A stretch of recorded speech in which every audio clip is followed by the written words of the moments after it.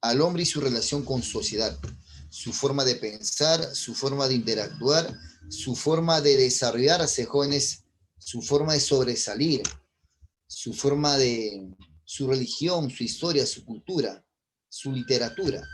Entonces, esos aspectos trata ese texto. Bien, espero como siempre, pues, si hubiera alguna pregunta, encantadísimo yo de poder apoyarlos en la parte teórica y, por qué no, también en la parte práctica, en mi clase. Entonces, el texto que vamos a hacer hoy día son los textos humanísticos. ¿Sí? Dentro de los textos humanísticos, obviamente, hay una clasificación inmensa de textos. Hay una variedad inmensa de textos. Ya en tipología textual 2 habíamos visto algo de esos textos humanísticos. Entonces, hoy vamos a ver mucho más allá de los textos humanísticos, ¿no? Cuáles son sus características, qué tipo de disciplinas está involucrada dentro del texto humanístico y cuál es su estructura de todo texto humanístico. ¿Bien? Y qué universidad usa ese tipo de textos humanísticos. Entonces, en San Marcos, necesariamente, pues, para los que van, y bueno, y la mayor cantidad de disciplinas tiene texto humanístico. El que va a ciencias políticas, peor todavía, ¿no? Él tiene puro textos humanísticos. Es muy diferente al que va, evidentemente, al de ingeniería o ciencias médicas. Pero el que va a ciencia política, derecho, comunicación, docencia, lingüística, de hecho, que van a estar enfrentados a ese tipo de textos. Entonces, hablar del texto humanístico es hablar de un texto que tiene como tema principal el hombre y su forma de relacionarse unos con otros, el hombre y su forma de pensar, el hombre y su cultura. Todo lo que involucra la parte externa, con esto trata ese texto humanístico. Veamos, todo lo que involucra a la parte externa. Pero si se involucra y empieza a analizar la parte interna, ya estaríamos hablando de un texto científico ya. Entonces, el texto humanístico habla principalmente del hombre y su entorno.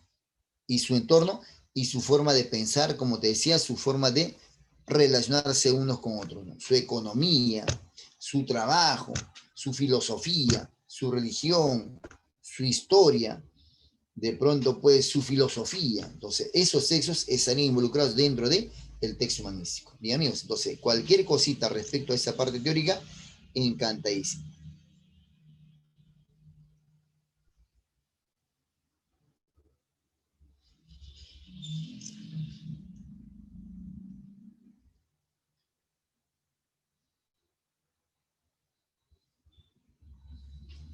¿Sí?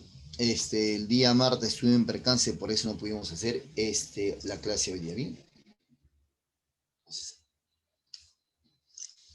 Lo que imperaba en el humanismo, ¿bien? Evidentemente era el hombre, ¿no? Y una representación de ahí podemos ver la Gioconda.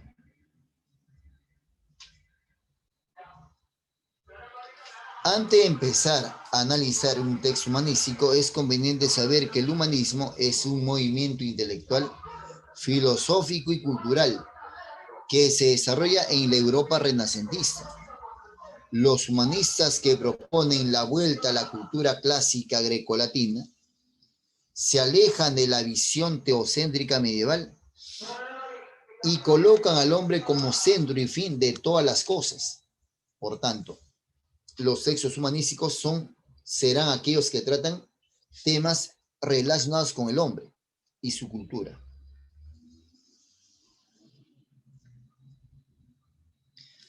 El término humanístico se asocia al humanismo renacentista, en donde el hombre se convierte en el centro de la vida y de la cultura. Con la denominación de disciplinas humanísticas se hace referencia a las diversas materias que tienen por objeto estudiar al hombre de forma integral, su historia, su bagaje cultural, cantidad de conocimientos que él tiene, su pensamiento, sus comportamientos, sus actividades.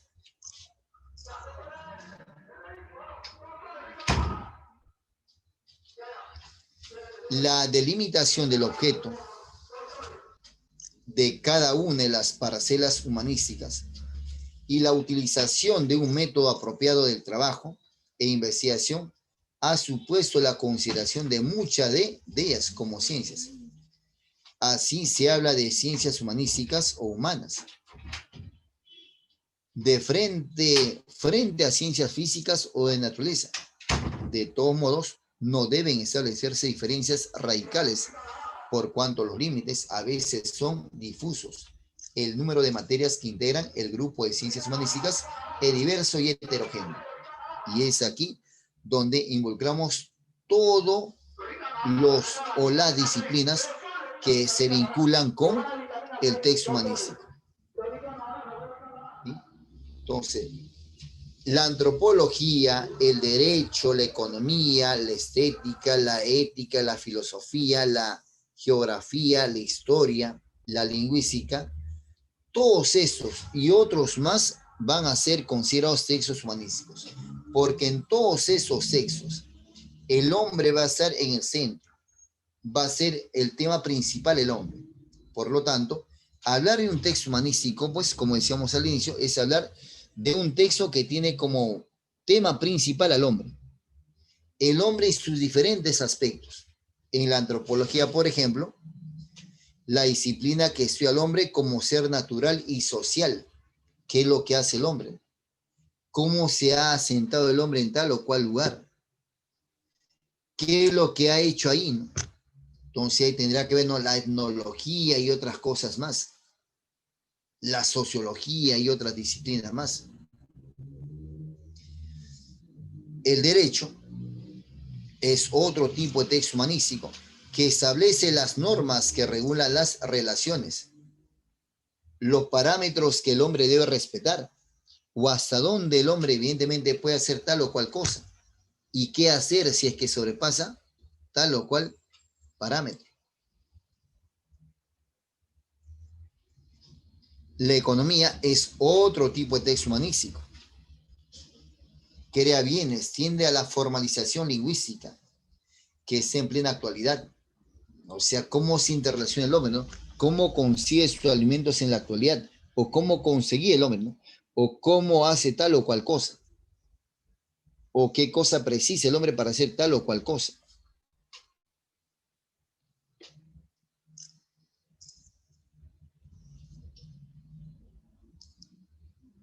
La estética se preocupa del arte y de lo bello, su forma de ser física, su aspecto físico. La ética estudia los principios básicos del comportamiento y dentro de ella, obviamente, hay una variedad de valores, ¿no? Una variedad de disciplinas. La filosofía se dedica al conocimiento profundo del mundo y del hombre. Aquí, evidentemente, es netamente el pensamiento del hombre, ¿no? ¿Cómo concibe el hombre el mundo? ¿No? ¿Qué busca el hombre? ¿No? ¿A dónde ve el hombre? ¿Qué hace el hombre? ¿No? ¿Cómo se enfrenta a esta nueva realidad? Entonces, la filosofía es una disciplina superior, ¿no? Superior a todas las disciplinas, incluso a la ciencia misma. La geografía estudia el hábitat y el entorno físico del hombre. ¿Qué hace en ese entorno? ¿Cómo se desarrolla en ese entorno? ¿Qué podría hacer en ese entorno? La historia recoge la tradición y la cultura del pasado humano. Se supone que la historia le permite al hombre servir de base, ¿no? Y a partir de ahí tener el impulso para hacer o lograr muchas cosas. Y finalmente, en este caso, mira, la lingüística. Estudia el lenguaje, el vínculo. Y faltaría evidentemente aquí la parte teológica, ¿no? Que también es otro tipo de texto humanístico. Entonces, todo lo que tenga que ver con el hombre, sus actividades, su interrelación, su pensamiento, su literatura, todos esos textos van a ser considerados textos humanísticos. ¿Sí? Un texto humanístico, evidentemente, nunca te olvides que tiene como tema principal al hombre. Y todo eso nace pues a partir del Renacimiento.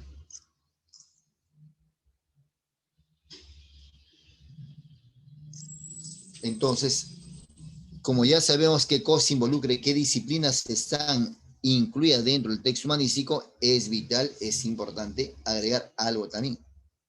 El concepto de texto humanístico. El texto humanístico es aquel que presenta temas vinculados a las ciencias humanas, que tienen como centro de reflexión al hombre, su espíritu y sus diferencias. Sus características son similares a lo de textos científicos. Por lo que la mejor forma de reconocer un texto humanístico es atendiendo a su temática. Así es, atendiendo netamente a cuál es el tema en sí de ese tipo de textos. El hombre.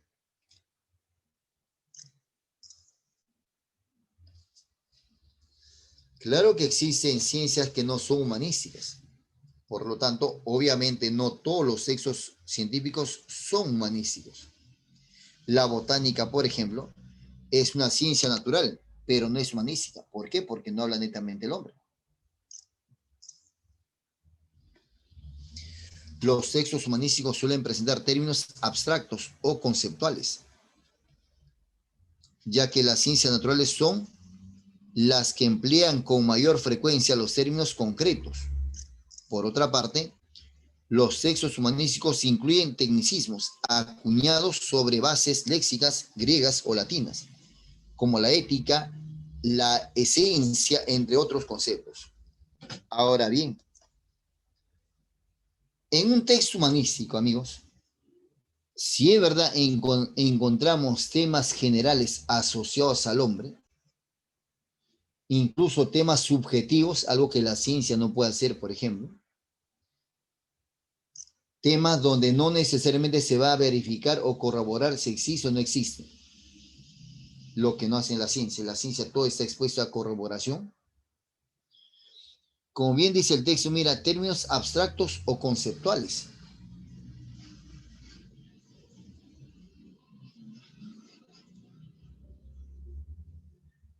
En esta última parte dice, por otra parte, los textos humanísticos incluyen tecnicismos acuñados sobre bases léxicas griegas latinas. Claro, en un texto humanístico vamos a encontrar palabras que se vinculan necesariamente a esos orígenes, griegos o latinos. Y también otros orígenes más seguramente. En cambio, en la ciencia, no necesariamente. De pronto, pues, se aboca a otro tipo de lenguaje. La ciencia tiene un lenguaje universal. En cambio, el texto humanístico no. El texto humanístico es circunstancial, es coyuntural, pertenece a un determinado lugar que no necesariamente de interés mundial, solo algunas disciplinas. En cambio, en la ciencia no. Su lenguaje es universal. El mismo lenguaje que habla un científico peruano, habla el científico chino, el científico ruso. Utiliza las mismas fórmulas, utiliza las mismas sustancias, utiliza el mismo prototipo. En ese caso me estoy refiriendo al coronavirus, por ejemplo. En cambio, eso no ocurre con la literatura. Eso no ocurre con los textos humanísticos. Son completamente distintos. En un texto, en un texto humanístico vas a encontrar palabras en sentido denotado y connotado. Mira, sentido denotado y connotado. En cambio, en un texto científico siempre vas a encontrar palabras en sentido denotado, necesariamente. Necesariamente. En un texto científico las palabras obviamente no pueden estar en sentido figurado, porque si no, se genera un caos.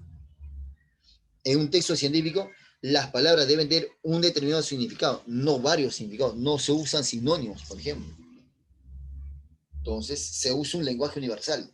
Entonces, un texto humanístico, sí, apela al lenguaje denotado, connotado, hasta figurado, lo que no ocurre en un texto científico.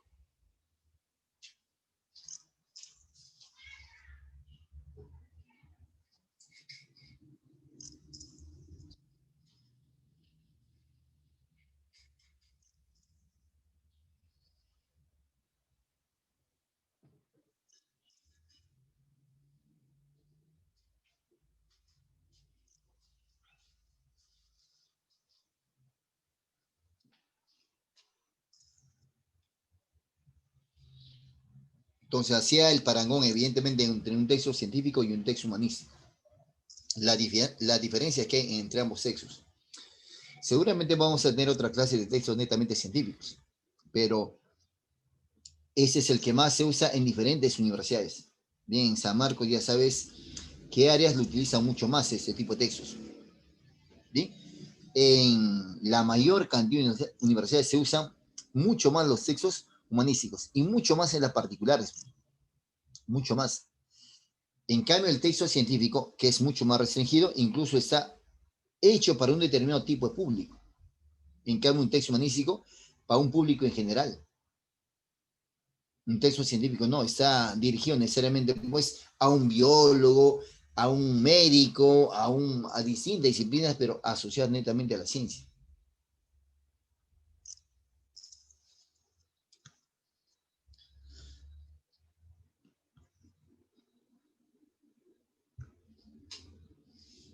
Ah, ¿en dónde, amigos? ¿En dónde utilizan más textos humanísticos? Ah, ¿por qué? Es que de pronto es que lo que se aprende más y es más sencillo de usar, evidentemente son los temas asociados a la parte externa, ¿no? A la forma de pensar del hombre. Es de pronto el más digerible. Entonces, un texto científico no todos lo van a comprender. Bueno, tú que quieres ser, por ejemplo, médico, no vas a leer un texto de filosofía tal cual, ¿no? Tú que quieres ser abogado, no vas a desarrollar, evidentemente, con pasión un curso de quizás química, ¿no? Pero a mí me gusta, sí, pero entonces no estás siendo consecuente con tu carrera, porque tu carrera implica otras cosas, ¿no? O sea, la química no te va a servir de mucho, ¿no? Ni para mantenerte en la universidad, ¿no? A menos que seas evidentemente pues médico, ahí sí tendría sentido aprender química. Entonces, de alguna manera el texto humanístico sí, ¿verdad? Involucra a tu hombre, pero ¿por qué se opta mucho más por el texto humanístico? Porque es un tema que evidentemente el hombre más domina, ¿no? Más lee, está mucho más expuesto, ¿no? Entonces, la ciencia es practicada no por todos, por algunos, ¿no? Entonces, ya la otra tiene, depende de las carreras de las universidades, ¿no? Entonces, en San Marcos hay todas las carreras, o sea, ciencias y humanidades. Entonces, lo que más impera en San Marcos son las humanidades. Entonces, por eso decía yo, ¿no? Los que van a ciencias políticas, derecho, carreras afines, van a ser mucho más textos humanísticos. Y los que van a medicina, ingeniería, tendrán texto humanístico y también texto, obviamente, científico, en más cantidad. El que va al área de ciencias políticas, o sea, derecho, tendrá texto dialéctico, que es un texto argumentativo, tendrá otro texto argumentativo, o quizás un texto simplemente humanístico, y por ahí incluso el texto en inglés es un texto humanístico también. Entonces, tres textos humanísticos. Y el que va a medicina, no, pues, ¿no? Tendrá un texto científico y por ahí un texto mixto, que también se vincula con la ciencia o posiblemente con las humanidades. Entonces, lo que se opta más por humanidades es porque se supone que es el más conocido, lo que la gente mucho más desarrolla, ¿no? Entonces, en la vía real y en las particulares, en la cantuta, por ejemplo, usa mucho más textos humanísticos.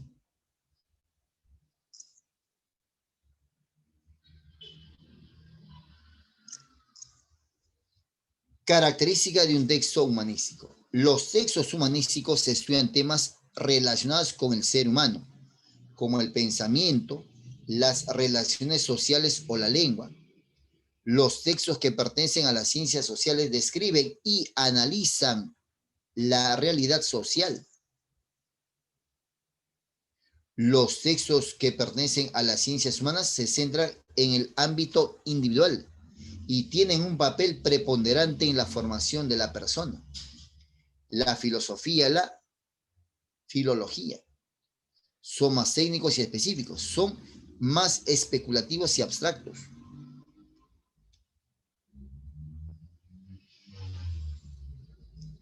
Se caracterizan, a diferencia de los científicos y técnicos, por utilizar de forma exclusiva el lenguaje verbal.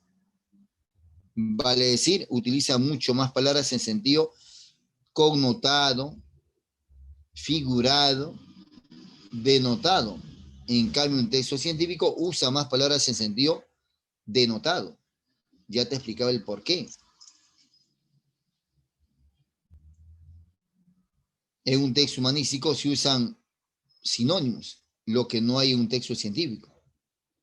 Si tiene que repetir varias veces la misma palabra, lo hacen. Y no porque sufra de pobreza léxica, sino la ciencia es así. No todos van a denominar o van a interpretar de la misma manera. Y es más, no se podría interpretar acá. Tiene que ser contundente, concluyente el mensaje o la solución que se pretende dar. ¿Por qué crees que hasta ahora no sale la vacuna del coronavirus? Porque la ciencia está expuesta a las críticas, ¿sí?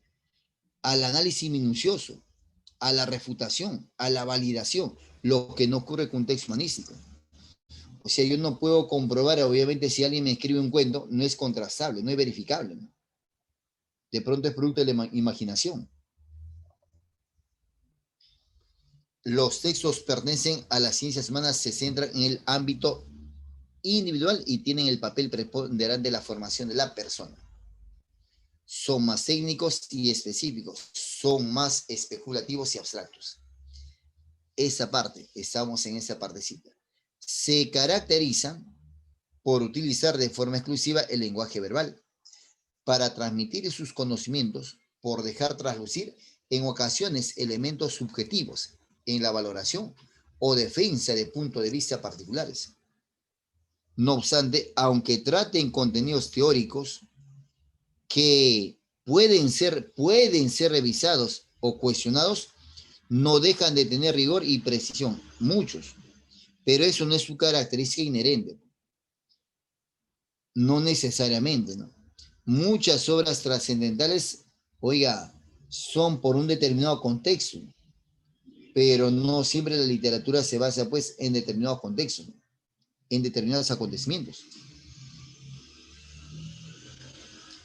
Propio de la ciencia por el método, ya que predomina lo deductivo, más propio de la reflexión.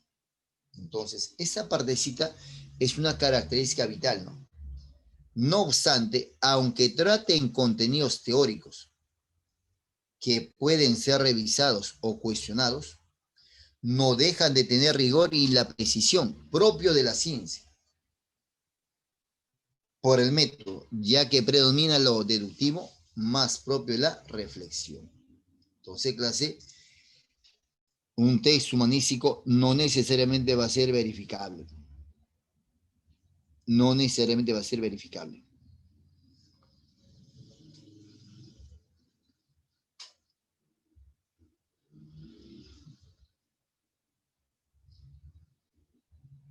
¿Qué tipo de textos utilizan el texto humanístico? En verdad, casi todos. Bien. Un texto expositivo, que también lo utiliza el texto científico, va a usar textos humanísticos. ¿Bien?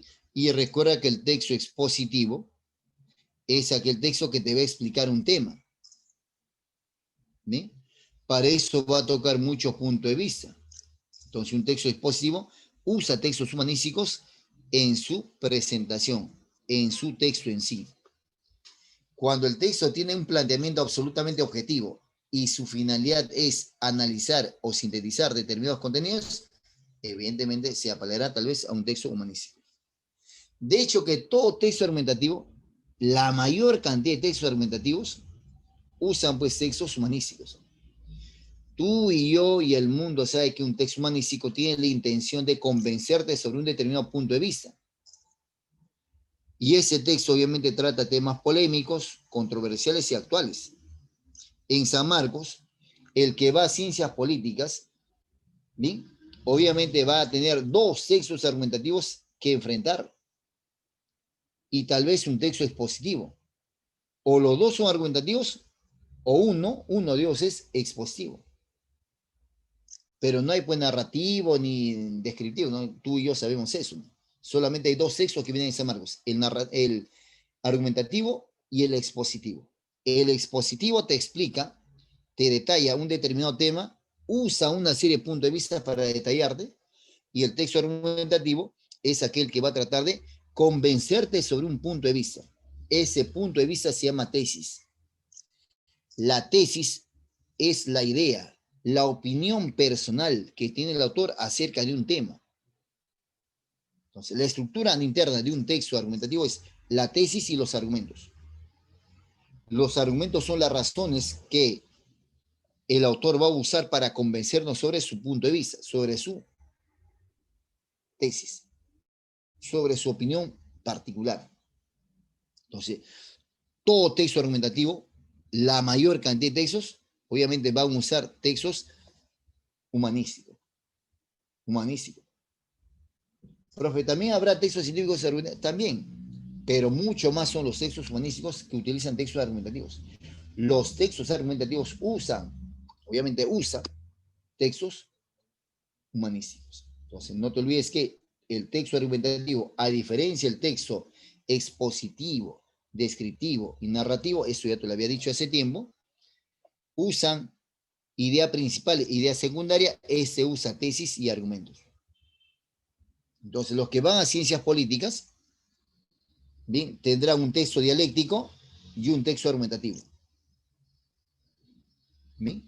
Profeta, el texto dialéctico, no te olvides, es aquel texto que presenta dos textos argumentativos, donde tienen un mismo tema, donde cada texto plantea su propia tesis y sus propios argumentos. No necesariamente van a coincidir, podrían contradecirse, pero ese es un texto dialéctico, aquel que tiene dos textos argumentativos en su estructura. Hablan del mismo tema, pero cada uno tiene su propia opinión y sus propios argumentos. Profeta, ¿y qué cosa es la dialéctica? La dialéctica es el arte de conversar, el arte de persuadir. Por ejemplo, ahora en el Estado lo que están obligando casi a los profesores es usar el método socrático, ¿no? Profeta, ¿y qué cosa es el método socrático? El método socrático es aquel, pues, que tú sabes que Sócrates hablaba nomás, ¿no es cierto? Hablaba y hablaba y hablaba y hablaba. Entonces, obviamente, con sus discípulos. Y el discípulo más sobresaliente es Platón. Y Platón, evidentemente, pasó un buen tiempo en la academia de Sócrates, en las ágoras. Y Platón también se ganó cuando conminaron a Sócrates a beber la cicuta. Cuando Ánitos, uno de sus calumniadores, evidentemente, pues, conminan a Sócrates a que no siga haciendo lo que estaba haciendo, ¿no? Tratar de incentivar a los jóvenes a hacer o tal o cual cosa. Pues eso pueden verlo en Apología de Sócrates. Es una parte de lo que escribió, obviamente, lo que escribió Platón. Es un texto humanístico. Y un súper alumno de Platón es Aristóteles, ¿no? El texto argumentativo bien tiene que ver con la dialéctica. Quien va a ser abogado, obviamente, se deleita leyendo ese tipo de texto, ¿no? Porque va a ser su mundo, ¿no? Toda su vida es argumentar. Y en verdad todos nosotros argumentamos constantemente, ¿no? Mamá, ¿me puedes comprar tal cosa? No tengo, pero mamá, y entonces ya depende de tu capacidad de hablar, ¿no? Papá, ¿puedes comprar una zapatilla? Bacán, ya depende de ti, ¿no? ¿Sabes qué, Patricia? Me gustas, de verdad que sí, quiero estar contigo. Ah, no. Y entonces va a depender cómo argumente yo, ¿no? Entonces la argumentación está en todo. Entonces es un texto, ¿no? Es una actividad que el ser humano hace con frecuencia, constante, siempre. Entonces es un texto humanístico. El texto, muchos textos descriptivos también usan, obviamente, el texto humanístico como parte de su examen de admisión, aunque el texto descriptivo está asociado mucho más a la ciencia, pero también se usa en textos humanísticos. Y de hecho, pues el texto narrativo también tiene pues textos humanísticos necesariamente, ¿no? Entonces, todos estos textos utilizarán pues textos humanísticos como parte de su contenido.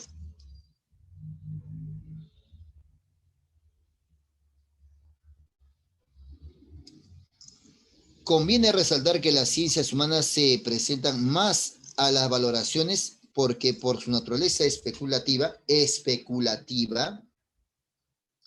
no parten de datos comprobados sobre la realidad, usan argumentos que parten de lo probable, lo verosímil y lo generalmente aceptado. No obstante, el rigor de las ciencias humanas exige una argumentación capaz de convencer al receptor, es decir, argumentos sólidos.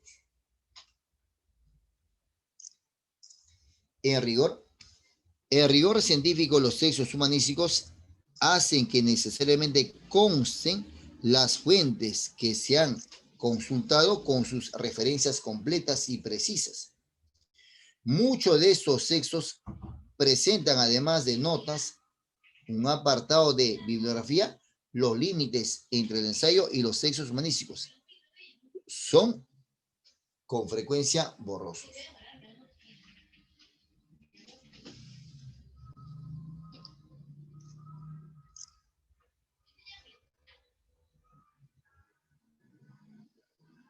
la estructura. Dependiendo ahora sí del tipo de texto, dependiendo del tipo de texto por su intención, obviamente va a variar, ¿no? Porque recuerda que no todo texto tiene la misma estructura.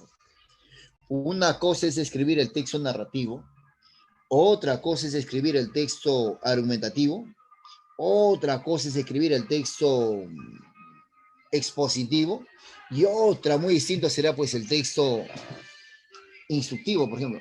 Cada texto tiene su propia estructura, pero de manera general sí se puede decir que todo texto humanístico tiene una introducción, un desarrollo y evidentemente pues un final. Un inicio, un desarrollo y un final. Lo que en literatura se llama desenlace. Inicio, nudo y desenlace.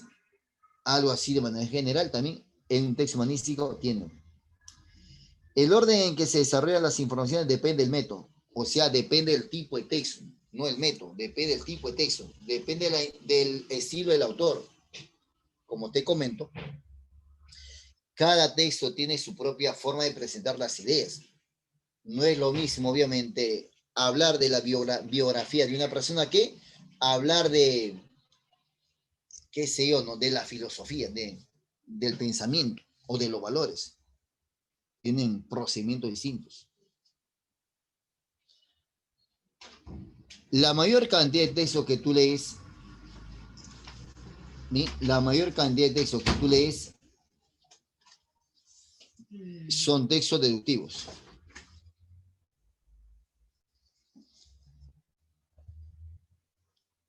Mi profeta, ¿y qué es un texto deductivo? Es aquel texto que empieza por una idea general y termina en una idea particular. Y es la mayor cantidad de textos. Y un texto humanístico tiene esa estructura. Empieza por una idea general, o sea, introducción, o quizás conceptualizando, y luego termina en una idea particular. Entonces, el texto deductivo o analizante de lo general a lo particular. Se parte de la tesis o hipótesis. En el desarrollo del texto se aportan los hechos para comprobarla. Algunos textos inductivos, o sea, que es la contraparte de los textos deductivos, va de lo particular a lo general. Pocos son los textos que son inductivos, donde se va de lo particular a lo general. La mayor cantidad de textos que tú lees o vas a leer son textos analizantes, textos deductivos.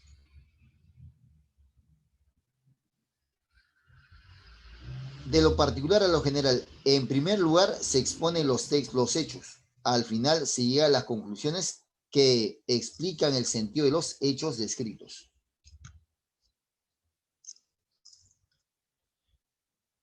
El texto encuadrado también es un típico texto humanístico. La idea principal aparece al inicio y al final. Cuando se dan al mismo tiempo ambas estructuras, el texto empieza con una idea que vuelve a aparecer como conclusión. Tras el desarrollo de la explicación, en síntesis, de manera general, todo texto humanístico presenta una introducción, ¿sí? Desarrollo y conclusión. Esa es la estructura lógica, obviamente, de un texto humanístico.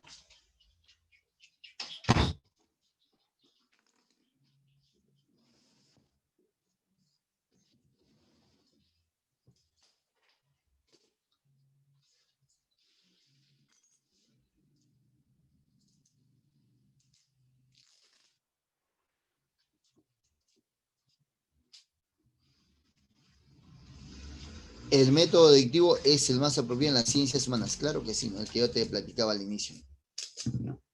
¿Sí? Hasta ahí mira esta parte teórica, el texto, las disciplinas que usa, ¿sí? Las clases. Ahora vamos a empezar por ese texto, por ese primer texto. ¿Sí?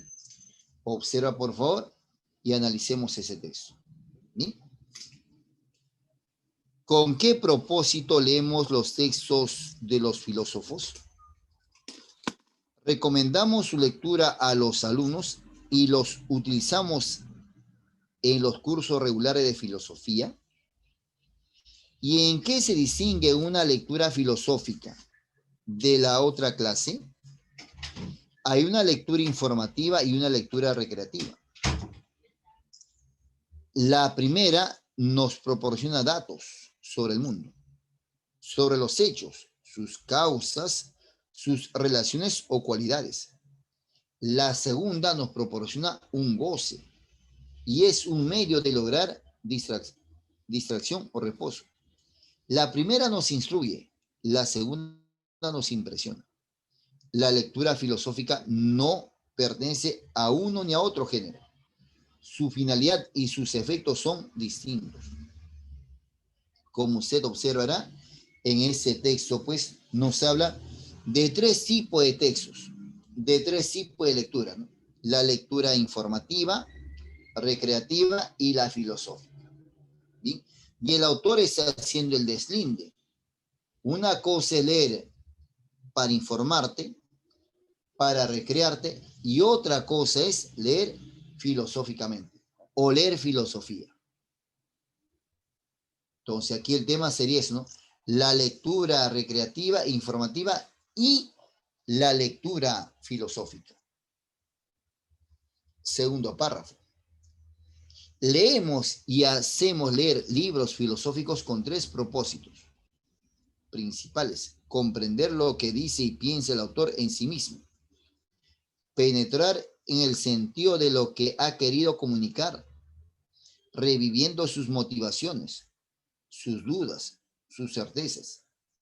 Adquirir la disciplina de la reflexión filosófica siguiendo el modelo de una alta inteligencia, o dicho de un modo diferente, aprender a ver críticamente el mundo poniéndose en el lugar de quien posee la madurez del pensar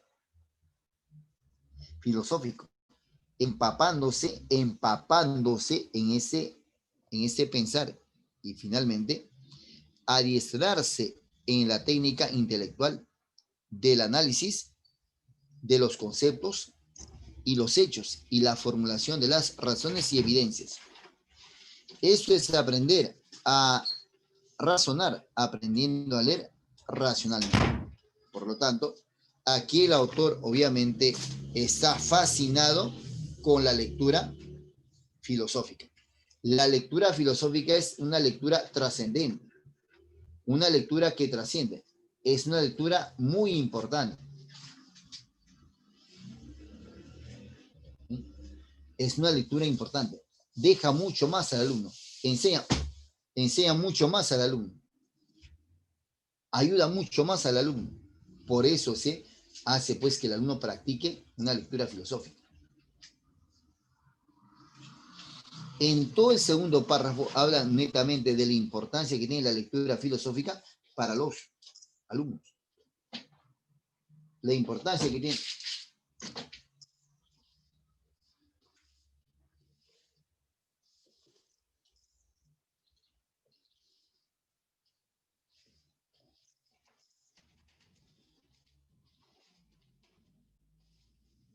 ¿Sí? Hecho eso, ¿sí? Ya sé el tema, ya sé parcialmente el título, también sé, obviamente, ese es el tema central, el que te digo título, porque el autor apela netamente a la importancia que tiene la lectura filosófica para la persona que practica ese tipo de textos o que lee ese tipo de textos, ¿sí o no? Ahí en el segundo párrafo lo mencionan. Leemos y hacemos leer libros filosóficos con tres propósitos principales. Comprender lo que dice y piensa el autor en sí mismo, penetrar en el sentido de lo que ha querido comunicar, reviviendo sus motivaciones, sus dudas, sus certezas, adquirir disciplina de la reflexión filosófica siguiendo el modelo de una alta inteligencia o dicho de otro modo diferente, aprender a ver críticamente el mundo, poniéndose en lugar de quien posee madurez del pensar filosófico, empapándose en ese pensar y finalmente adiestrarse en la técnica intelectual del análisis de los conceptos y los hechos y la formulación de las razones y vivencias. Esto es aprender a razonar, aprendiendo a leer racionalmente, usando la razón. O sea, ¿qué quiere decir? Que la lectura informativa, que solo dice, informa, que solo instruye, la lectura que impresiona, evidentemente la filosófica tiene otros propósitos y amplía mucho más al ser humano.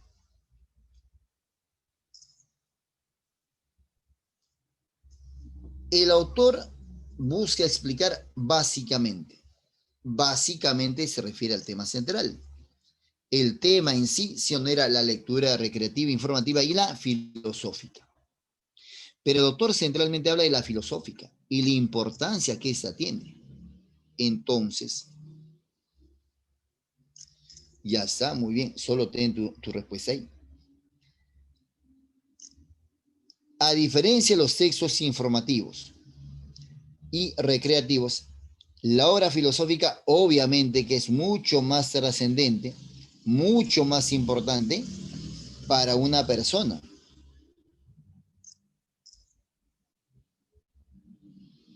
Ahí está la información también. Eso está recontra super hiper esencial. Está más fácil que Yasaenki. Y la tercera pregunta dice, luego ahorita marcamos, yo sé que ya tienes tu respuesta, pero tranquilo, tampoco. En el texto, el autor utiliza el término empapándose para indicar que, obviamente, quien practica la filosofía tiene que empaparse en ese aspecto, ¿no? Para que trascienda seguramente, para que aprenda mucho más.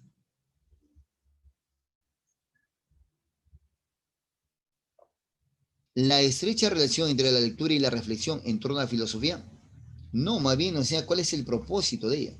¿Por qué se hace eso?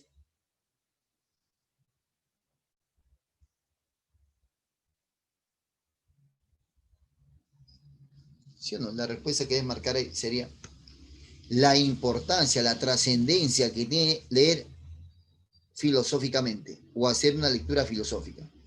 La respuesta acá sería obviamente la D, pues, ¿no? La D de dadito.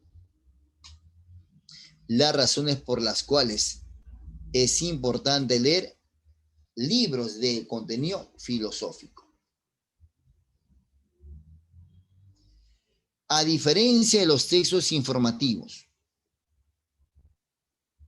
y recreativos, la obra de la filosofía, mira, a diferencia de los textos informativos y recreativos, la obra filosófica es mucho más importante, deja más cosas en el ser humano, le enseña a ser racional, a ser crítico.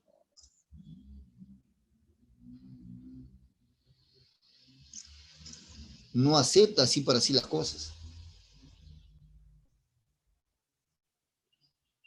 Ya está, pues, ¿no? Invita a la reflexión en torno a problemas trascendentes, importantes, porque todo eso está en el segundo párrafo, porque le enseña o le educa mucho más al hombre. Por eso es que hace esto. Debería hacerse esto. La respuesta, la B, pues, ¿no? La B de bebé. En el texto el autor utiliza el término empapándose para indicar que, ¿bien? Si hago este tipo de lectura, evidentemente me voy a ir acomodando, ejercitando a este tipo de actividades, donde trasciende mucho más.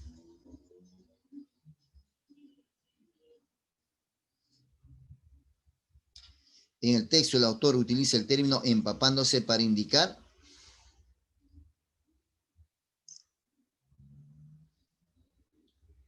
aprendizaje previo a la filosofía que debemos tener, el gran influjo del saber filosófico en el desarrollo social, la decisiva influencia de la filosofía en nuestras vidas o la familiaridad que logramos con el pensar filosófico, empapándonos en esta actividad. La respuesta, la familiaridad que logramos con el pensar filosófico.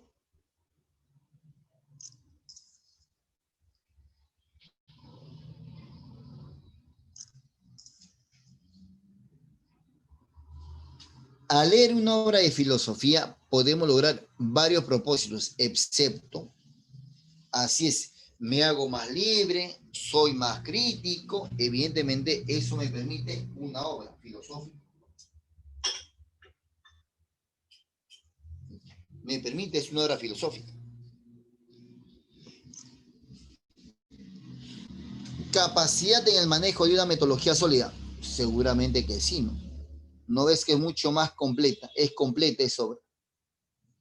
Conocimiento de las motivaciones de los filósofos. También conocería cómo piensa tal o cual filósofo. Goce esencial al enterarnos de los hechos actuales. Es una lectura informativa, nada que ver. Madurez para entender el desenvolvimiento filosófico. Claro que sí, empapando, sí. Por lo tanto, la alternativa C, evidentemente, eso no lograría o no tendría o no sería el efecto de una lectura filosófica. La respuesta aquí sería pues la C. ¿Bien? La C. Y finalmente aquí dice, si se excluyera el sentido reflexivo de la obra filosófica, pregunta extrapolación. Si se excluyera el sentido reflexivo de las obras filosóficas, entonces, inferencia referencial. Obvio, si la lectura filosófica no tiene efectos positivos en el lector, de hecho que sería como una lectura informativa o recreativa, ¿no? El autor ni siquiera la va a recomendar, porque tiene igual efecto que las demás lecturas. Entonces, si se excluyera el sentido reflexivo de las obras filosóficas, entonces sería como las demás obras. Sería tan igual como las demás obras. Entonces, ¿cuál marca como respuesta ahí?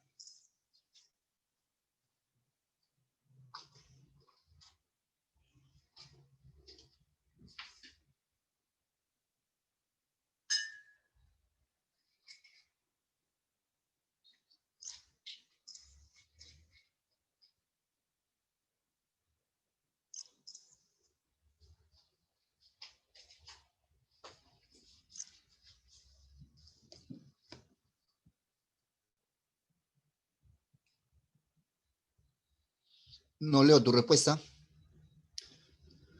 ¿Cuál marcarías ahí como respuesta?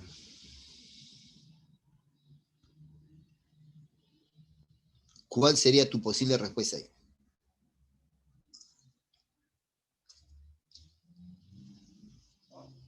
A ver, un momento.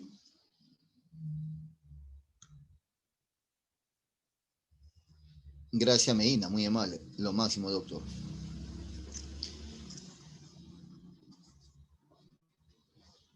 Si se excluyera el sentido reflexivo de las obras filosóficas, entonces decía yo que el autor ya ni siquiera lo va a recomendar. ¿No es cierto? Sería tan igual como la obra recreativa e informativa.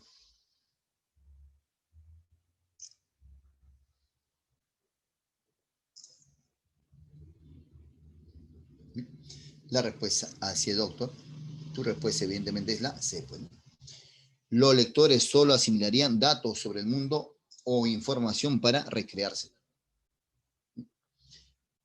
Y ahí un ejemplo de texto humanístico, obviamente con un matiz de filosofía. Bien, hasta ahí mira esa parte teórica. Ahora pues vamos a observar nuestro libro, nuestro compendio. Compendio evidentemente que tú ya lo tienes analizado, presumo yo, ¿no es cierto? O presumo mal.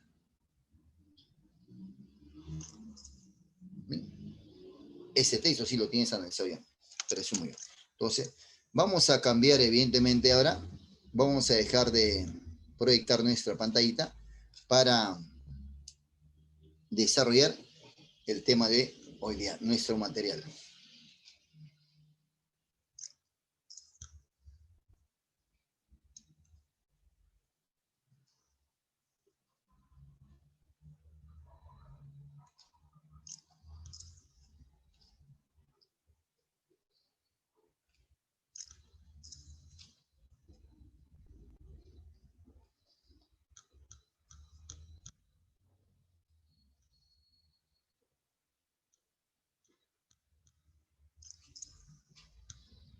Voy a... Compañera Miriam. Voy a hacer que nuestra compañera me Profe, puede habilite. compartir. Gracias, muy, muy amable, gracias.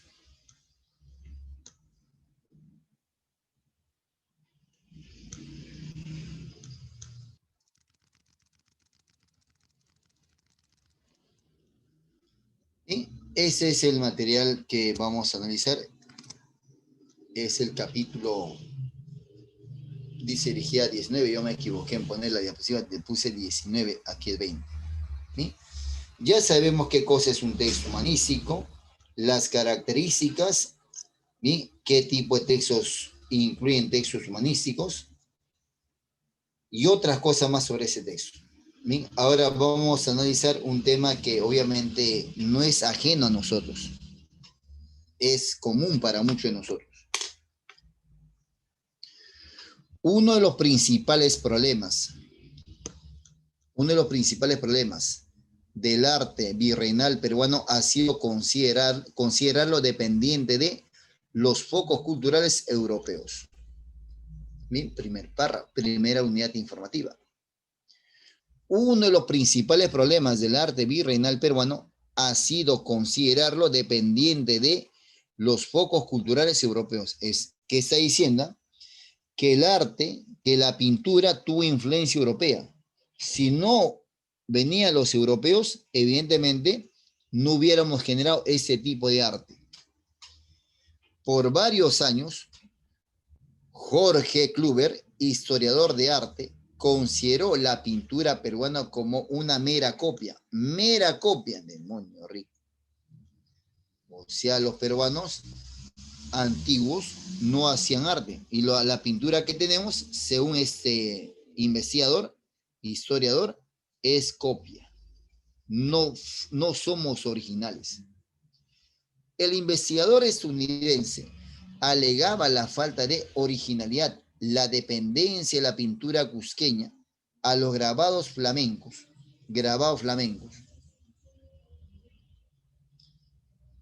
Con ese argumento se comprobaba que en la cultura peruana post-conquista se había producido un fenómeno definido en inglés como transculturalización. Y esa palabra tú lo conoces, obviamente, ¿no? La recepción de las formas de la cultura europea fue dominante y reveló el arte originario. Entonces, en ese primer párrafo, amigas, hablan pues que el arte peruano es copia, no es original.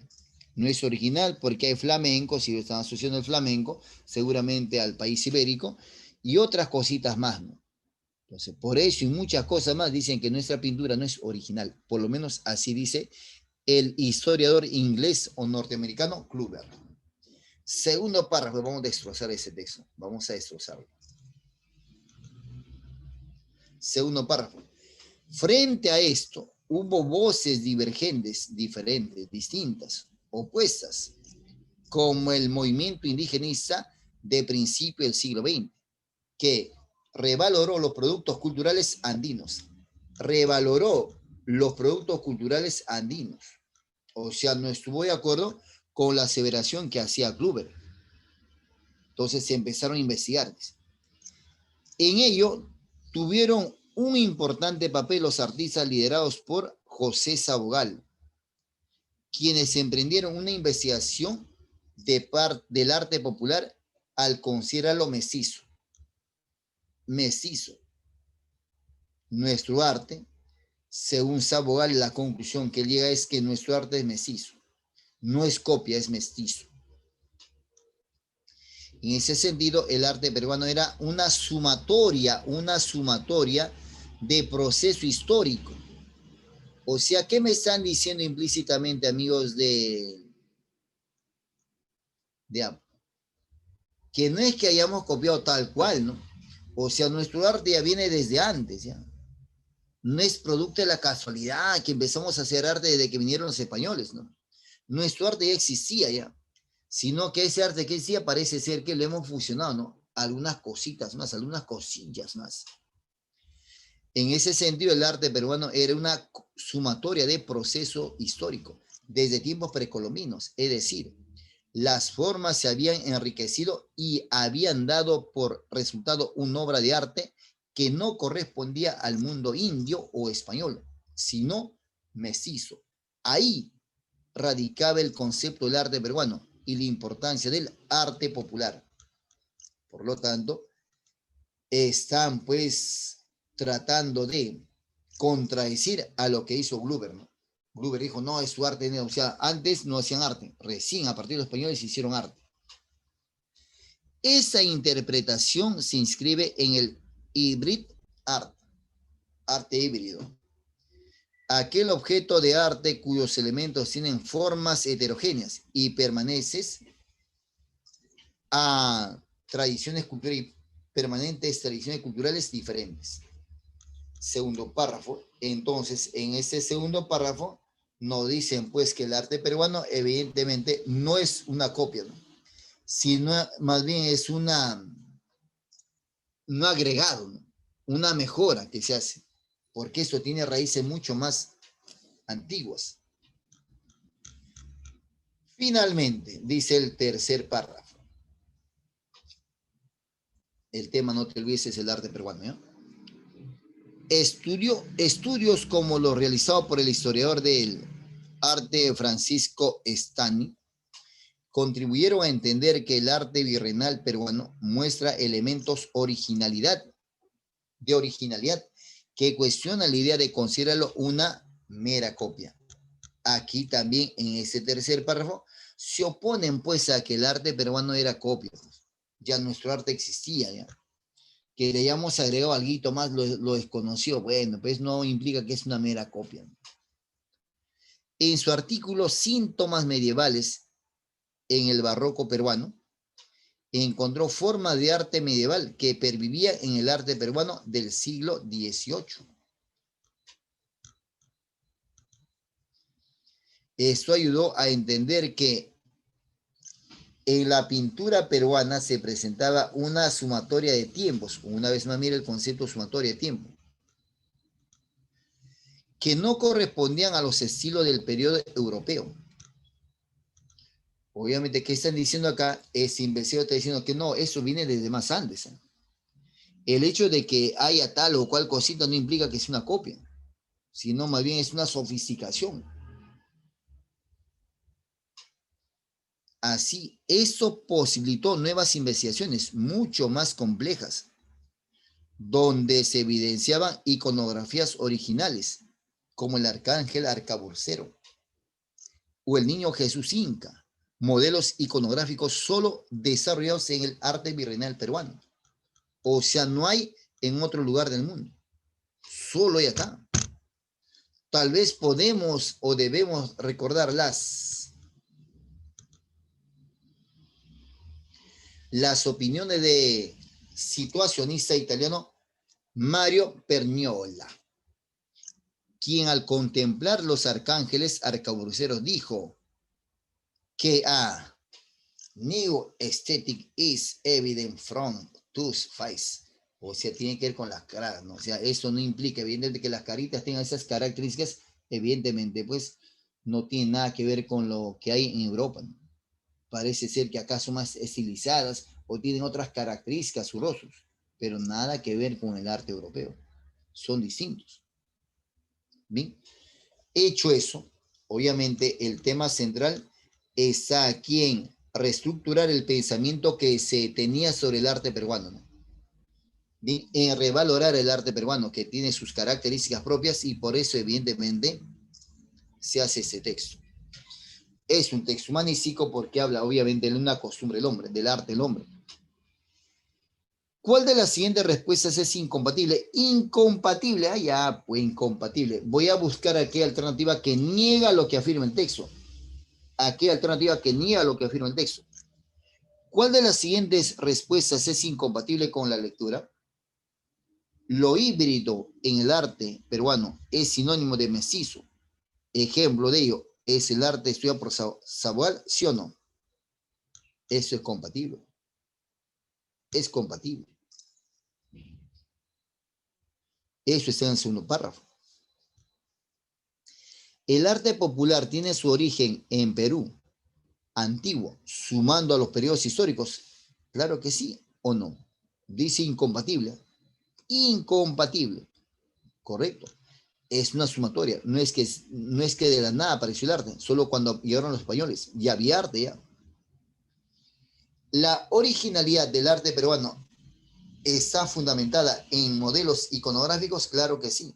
Son muy diferentes al arte de Europa, que no corresponde al arte europeo. Compatible. Y eso es lo que sustenta, obviamente, en el tercer párrafo. La pintura cusqueña copiada de los grabados europeos es un ejemplo de hibridación del arte peruano. Esa pregunta se vincula con el primer párrafo. Esa alternativa, perdón. La originalidad del arte peruano está sustentada por nuevos y exóticos modelos iconográficos. ¿Bien? Dime, ¿cuál es la respuesta? ¿La D o la E? ¿Cuál es el incompatible?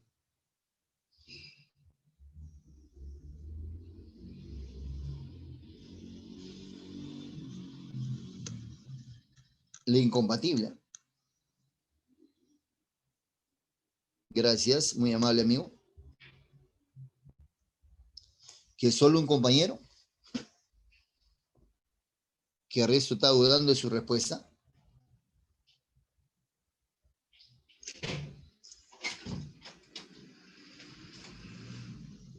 En el primer párrafo,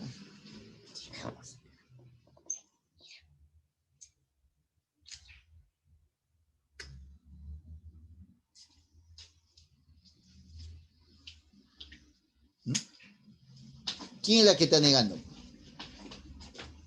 Dice, la pintura cusqueña copiada de los grabados europeos es un ejemplo de hibridación, ¿no? Ese párrafo tiene que ver con el primer, esa alternativa tiene que ver con el primer párrafo. Y justamente a causa de ella es que se está refutando eso, ¿no? De que no es una copia, porque arte ya existía acá. Simplemente fue, pues, de pronto un agregado más, pero no es que no haya existido. Dice, la pintura cusqueña copiada de los grabados europeos es un ejemplo de hibridación en el arte peruano. La originalidad del arte peruano radica o está sustentada por nuevos y exóticos modelos iconográficos. Esa alternativa está en esta última parte, en el párrafo 2, aquí en el último párrafo. Cuando dice Francisco, y dice acá, eso ayuda a entender que la pintura peruana se presenta una sumatoria de tiempos que no correspondían al estilo del periodo europeo. Si a esto posibilitó nuevas investigaciones mucho más complejas, donde se evidencian iconografías originales, como el arcángel de Arcaburceo. ¿Eso qué implica? Que eso no hay, por ejemplo, en Europa. O el niño Jesús, Inca, modelos iconográficos solo desarrollados en el arte virreinal peruano. Por lo tanto, esa alternativa E dice, la originalidad del arte peruano está sustentada por nuevos y exóticos modelos iconográficos. Claro, ¿sí o no? Obvio, compatible. Y aquí la D tiene vinculación con el primer párrafo, donde supuestamente Jorge Kluber dice que es una copia, ¿no? El investigador estadounidense alegaba la falta de originalidad y la dependencia de la pintura cusqueña en lo grabado de los flamencos. Con ese argumento se comprobaba que la cultura peruana post-conquista había sido producida por fenómeno definido por el inglés como transculturalización. La recepción de la forma de la cultura europea fue dominante y relegó al arte originario. Y eso justamente es que se está refutando. No fue así, dice. No fue así. La respuesta, la D de dadito. 2 dice, de acuerdo a la lectura, se infiere que los objetos, que no evidenciarían hibridad, O sea, ¿qué cosa es un hybrid art? Es un arte híbrido, bacán, ya, chévere. Pero se supone que un hybrid art es, ¿no? Algo que se ha sumado a una obra, a una pintura que ya nosotros teníamos ya. Algo que le hemos agregado, ¿no? Obviamente cuando llegaron los españoles seguramente trajeron algo nuevo, ¿no? Y entonces eso le incluimos en la pintura, ¿no? Es un arte híbrido, porque antes era solamente una sumatoria de cosas, ¿no?, que iban pasando. Entonces, cuando dice acá, de acuerdo con la lectura, se infiere que los objetos que no evidenciarían un hybrid art son los retablos ayacuchanos que representan la cosmovisión andina y la última suera de Jesús. Obviamente eso sí es un hybrid art, ¿sí o no? Eso no lo conocíamos posiblemente nosotros. Eso vino de Europa. Y esto de plomo, entonces hay una hibridación ahí. Los querubirreinales, donde aparecen la representación de imágenes del oidor, del obispo, y la flor de la canduta. De acuerdo a la lectura, se infiere que los objetos que no evidenciarían hibridar, esa podría ser, porque está reflejando lo que pasa ahí netamente, lo que hay ahí, lo que ven ellos, podría ser. Las esculturas religiosas en madera policromada, realizadas en España y traídas al Perú en los barcos, obviamente que aquí se hibridación, ¿sí?, aunque solamente sea de ellos. Las manifestaciones populares que fueron objeto de investigación por parte de artistas Zagual. Así es, justamente, ¿por qué no? Porque decía el investigador norteamericano que nuestra pintura era copia. Las obras de la escuela cusqueña del siglo XVIII, cuyo principal, nada que ver eso. Bien, entonces, ¿cuál marcamos como respuesta? ¿La B o la C?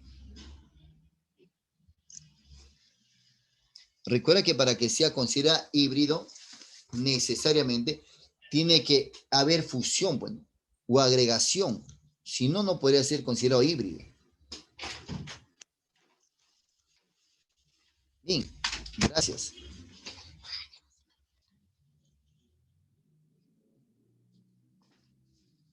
Se expone, mira, no dice la pregunta, no evidenciaría híbrido, obviamente cuando permanece estable, ¿no? Te decía, Adriana, lee la B y lee la C. ¿Cuándo es híbrido? Cuando, evidentemente, cuando vamos a fusionar,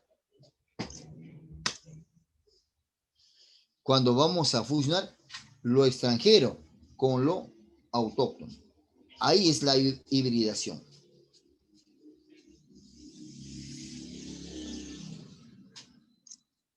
La respuesta, la alternativa B, la B de bebé. Pregunta C. ¿El arte popular es considerado por José Sabogal y sus discípulos como?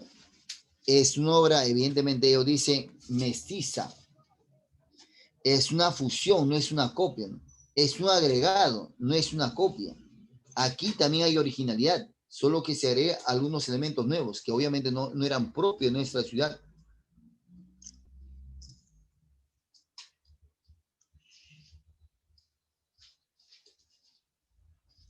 Literal, pues, ¿no?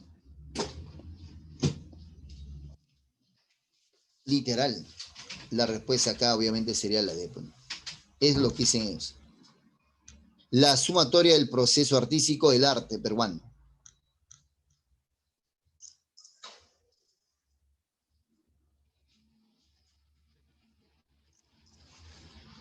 Texto 4. Pregunta 4, perdón.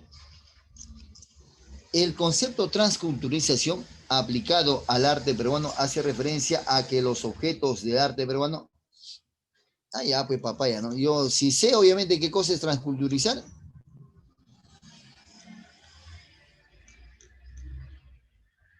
¿Sí o no? ¿Qué cosa es la transculturización? Y lo explican en ese párrafo ahí. O sea, ¿qué implica ser transculturizado. Ahí en el primer párrafo está. Dice, se había producido un fenómeno definido en inglés como transculturización. La recepción, la forma de la cultura europea fue dominante y relegó al arte original.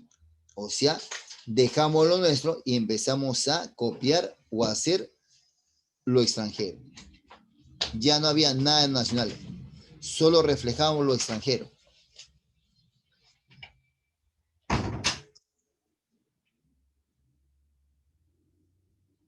Papayita, vamos, ¿cuál es la respuesta? No puedes fallar ahí. Apóyame, Claudio.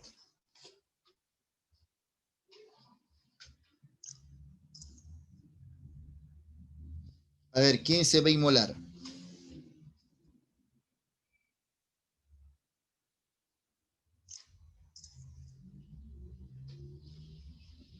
Nos demoramos, niños. ¿Sí o no? Si es transculturización, obviamente ya no hay nada casi nacional, más bien todo es extranjero. Y esa respuesta obviamente tiene. Se encuentra completamente influenciada por el arte europeo y con casi nula presencia andina.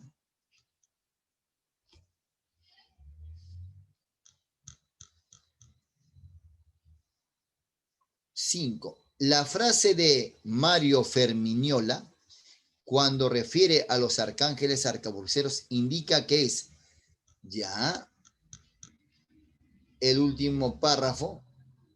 Obviamente, si diferencias esta frase, ¿qué dice acá?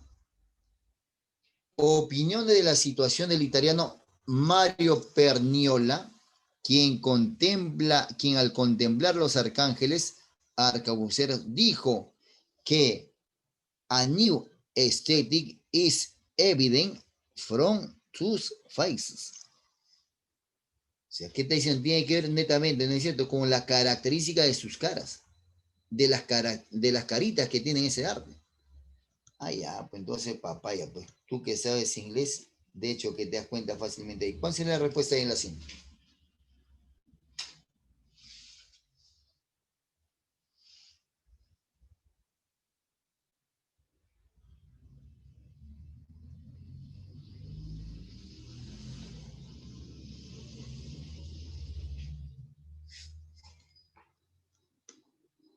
Posible encontrar una estética original a partir del estudio de los rostros de los arcángeles arcabuceros o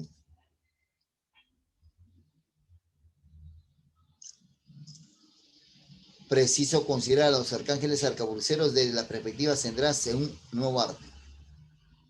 Ahí tiene que ver netamente la traducción, no, la respuesta, la C. La C, la respuesta. Mira, a ver, apóyame con ese segundo texto, pero así rapidito. A ver, vamos, ese texto pequeñito. A ver, el texto 2.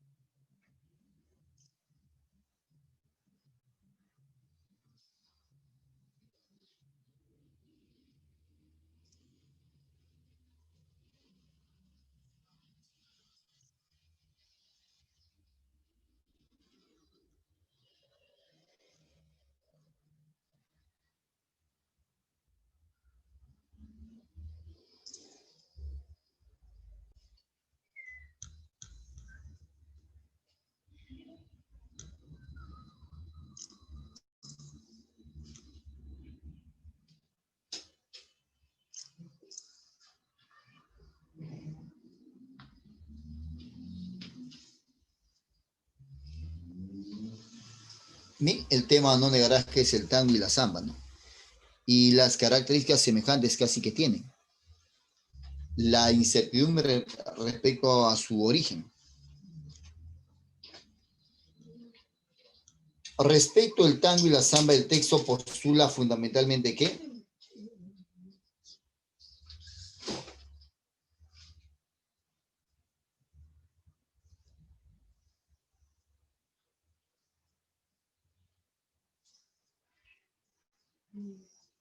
La respuesta la encontramos, mira, al inicio.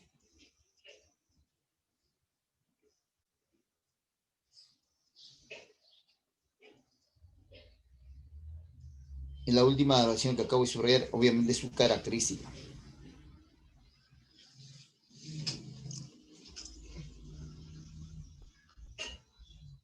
¿Quieres seguir rápido la respuesta? Ahí está, mira, en el primer párrafo. Primer párrafo, texto analizante. Las primeras referencias al tango y a la samba han sido violentamente negativas, e incluso en sus primeras manifestaciones esos ritmos habrían sido perseguidos, criminalizados y reprimidos. Esa misma negatividad permite atisbar una serie de proposiciones de problemas que se relacionan con el rol primitivismo en la construcción de una cultura nacional periférica. Ahí está.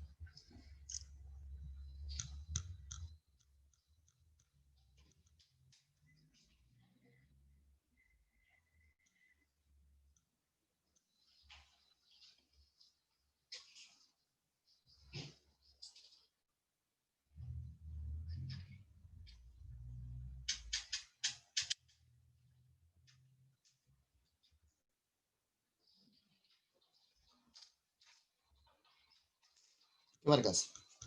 Porque marca la o marcas la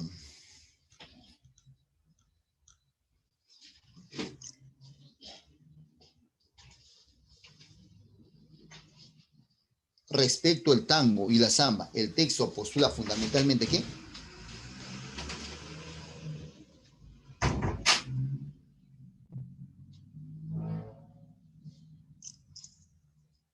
¿Sí o no? La respuesta, la E. En el segundo párrafo sustenta más. La primera descripción del tango y la samba se caracterizaban por literal. Pregunta literal.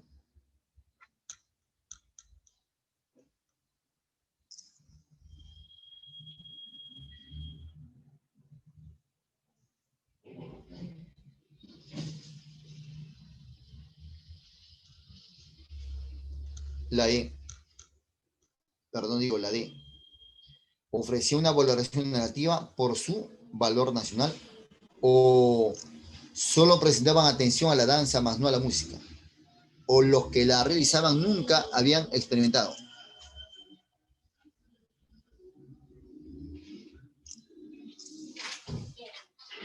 La de Dadito.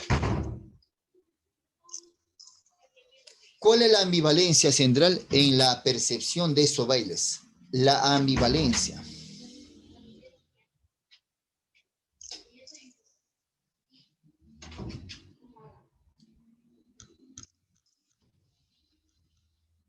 Su carácter criminal envuelto en canciones de amor.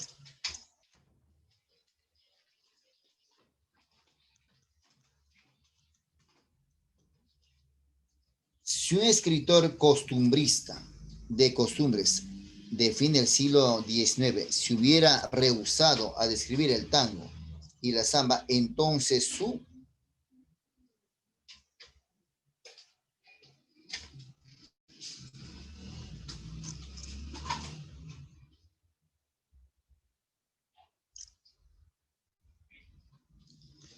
si un escritor de costumbres de fin del siglo XIX se hubiera rehusado a describir el tango y la samba, entonces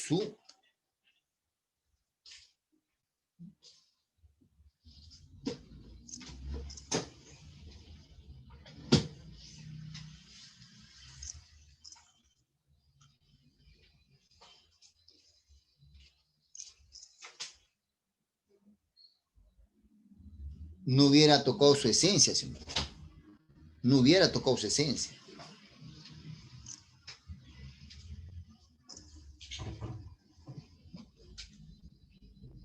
Si un escritor de costumbres del siglo XIX, del siglo solo se hubiera rehusado a describir el tango y la samba, y esto tiene una trascendencia.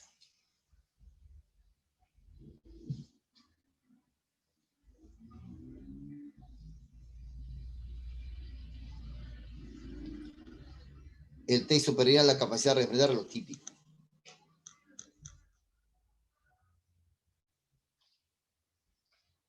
Y finalmente la última dice, en el texto el término atisbar posee la connotación de, ¿sí?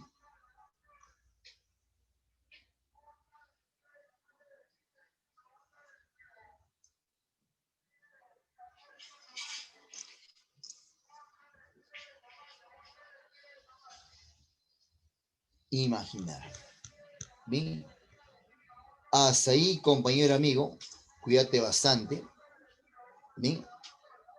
Ahora, si la próxima dice, profe, ¿me puede dar la respuesta del siguiente texto? Bien. O quizá la respuesta de los términos excluidos, excelente. Bien, amigos. Hasta ahí. Cuídate bastante.